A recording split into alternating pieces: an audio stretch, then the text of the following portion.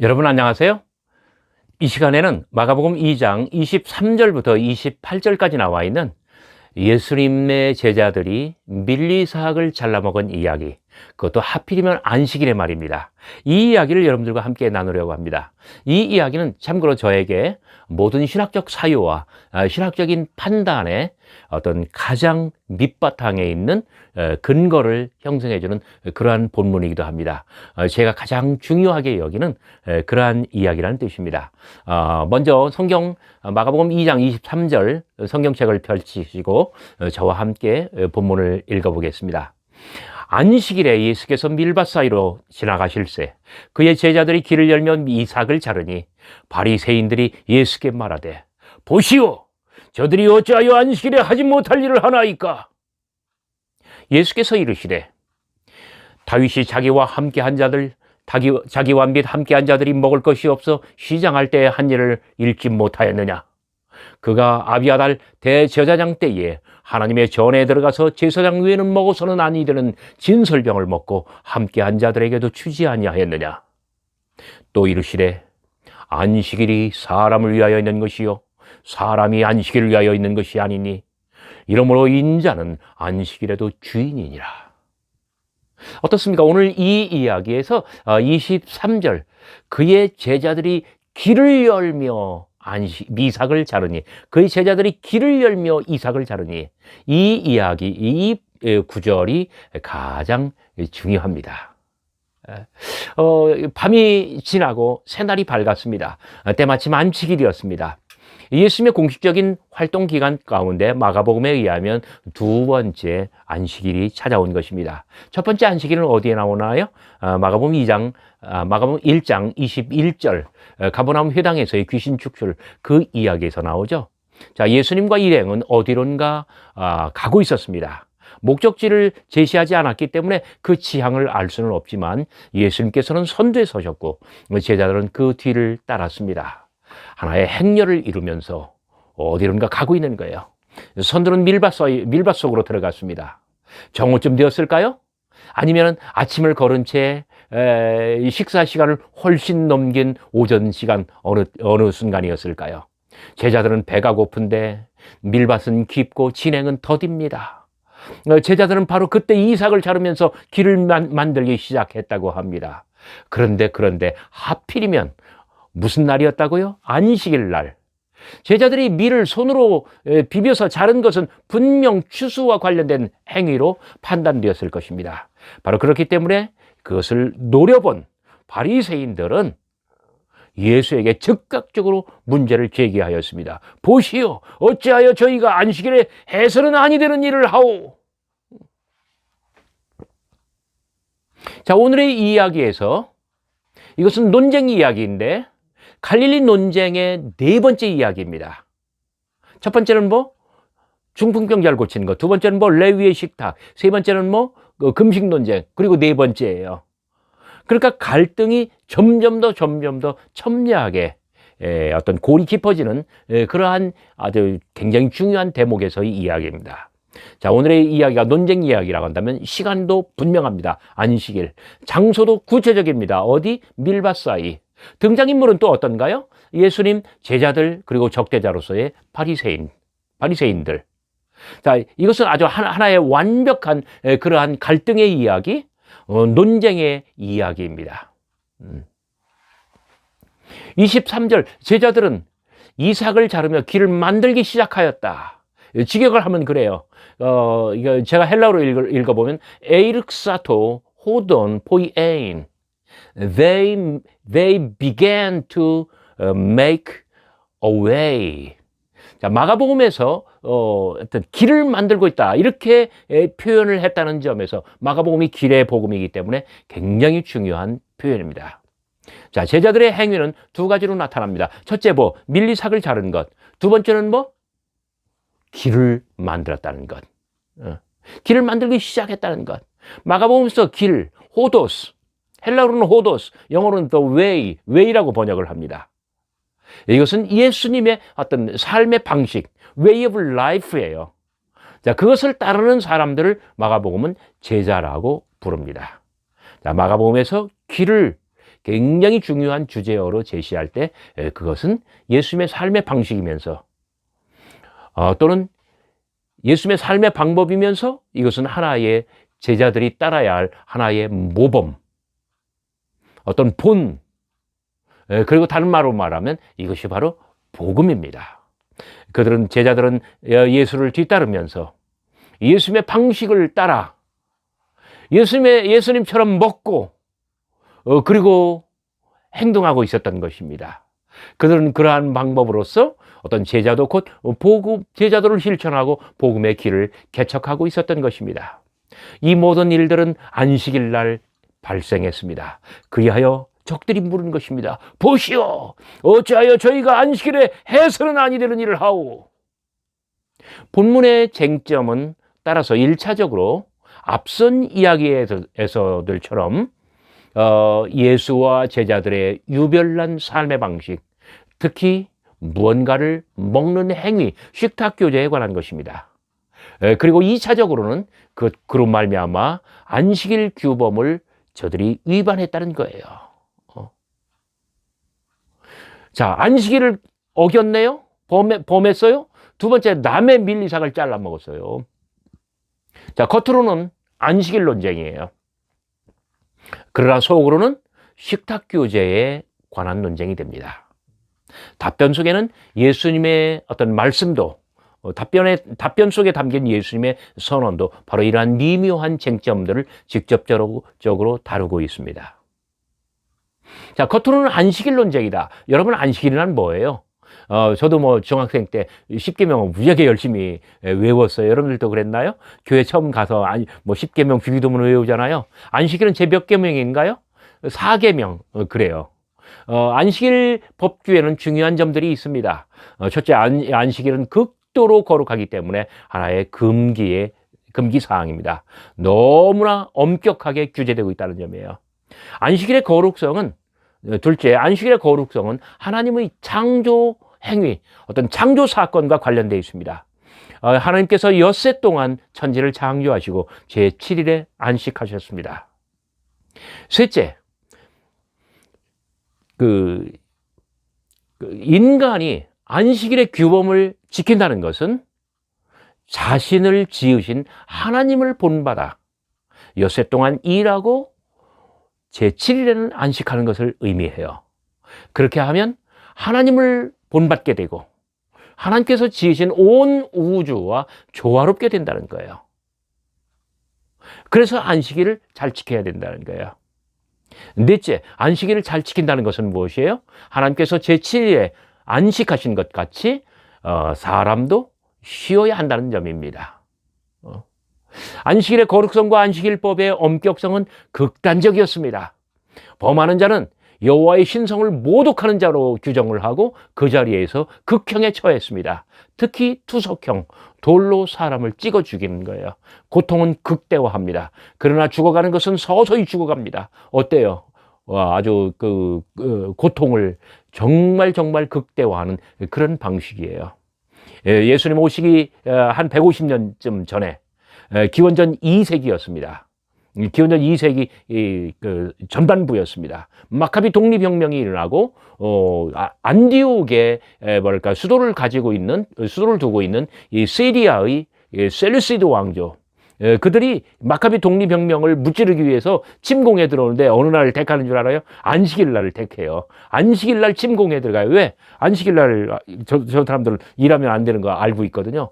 그때 이 사람들이 막 엉뚱하게도 이런 말을 해요. 안식일에 무기를 들고 방어하느니 차라리 살육당하는 편을 택하자.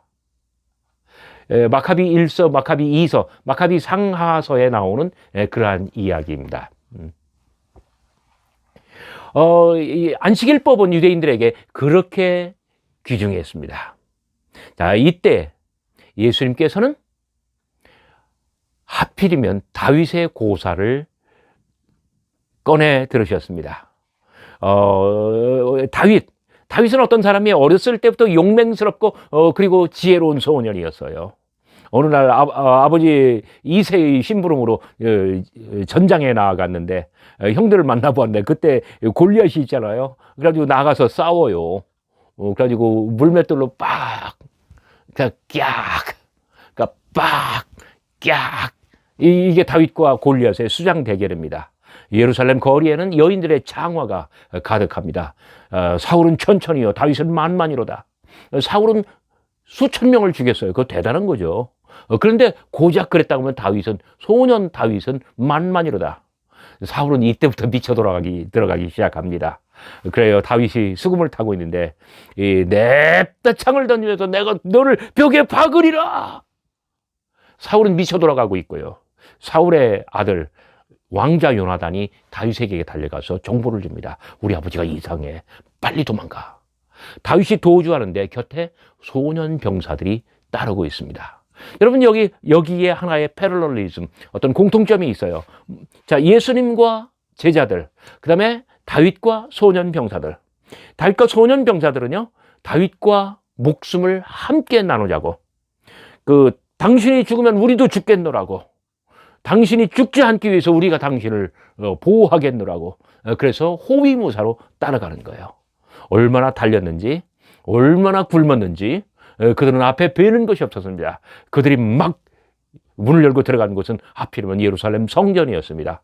막 아사할 지경에서 그들은 눈에 닥치는 대로, 뵈는 대로 막 주워 먹었는데, 하필이면 그게 뭐냐면 거룩한 예루살렘 성전, 그 제상에 놓인 진설병, 그 빵이었던 것입니다. 자, 오늘 예수님의 이 이야기에서도 먹는 것이 문제가 됐어요. 다윗과 소년 병사들도 어떤 법령을 어기고 불법적으로 먹었어요. 그 진설병이라고 하는 것은, 이것은 하나님께 바쳐진 빵이에요. 제물이에요. 그리고 어떤 유효기간, 그러니까 어떤 그것이 만료되면 제사장들이 새 것으로 바꿔 놓으면서 옛것, 유효기간이 막 지나고 있는 것을 제사장들만 먹을 수 있는 그런 것이었던 것입니다. 예수님께서 다윗의 고사를 이렇게 인용을 합니다. 그렇게 함으로써 당신과 제자들의 행위를 정당화하는 것이겠죠? 그래요. 다윗은 가장 이상적인 왕으로서 메시아와 같은 그러한 존재입니다.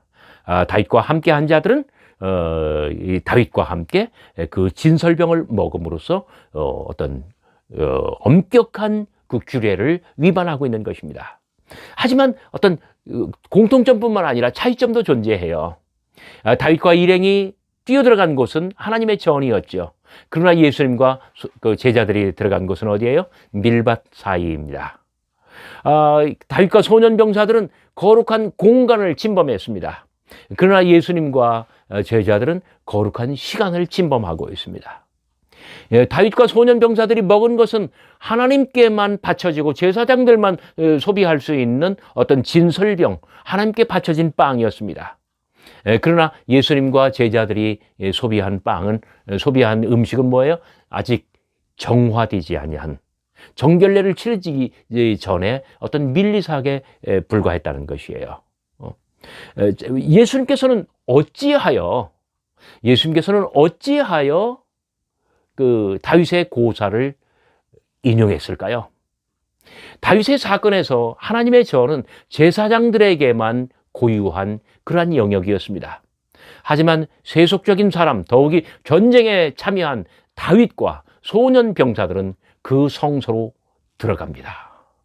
성소의 거룩한 상에 놓인 빵도 제사장만의 것입니다. 하지만 제사장들은 그 거룩한 빵을 독점하지 못했습니다. 다윗과 일행은 마침내 그것을 먹어치웠습니다.